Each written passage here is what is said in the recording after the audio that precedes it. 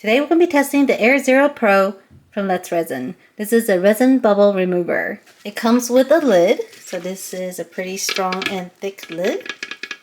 Here is the base. It has a little silicone mat, and here's the dials.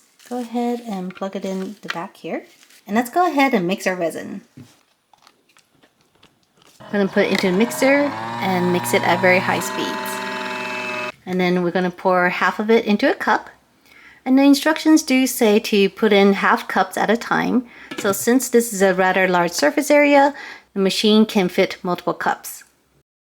Okay, so I'm seeing a lot of bubbles come out. So the bubble is starting to froth and it is kind of rising. So it's a good thing we only used half a cup. So that gives the bubbles some room to rise. All right, and the machine is done. This was about 5 minutes, and you saw how much air came out of this resin. Okay, let's go ahead and pour it into our mold. This is just simple round molds. The first one here is our degassed resin, and this one is our regular resin. All right, so it's time to demold. So this first one is the one from the vacuum chamber. Just take a look, this is so clear. So usually you see bubbles here on the edges, but I'm not seeing any at all. Here is our control. This one we did not put in vacuum chamber, but it is a Let's Resin, so it's still going to be very high quality.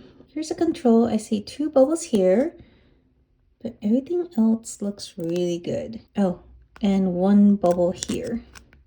You see that right there. So the control has 3 bubbles. So I think this worked really well. As you can see, there is so much air inside the resin in the form of micro bubbles. So this might not make too big of a difference in a small project, but for a larger project, this would make a really big difference to remove all that air. So if you have any questions, let me know down below.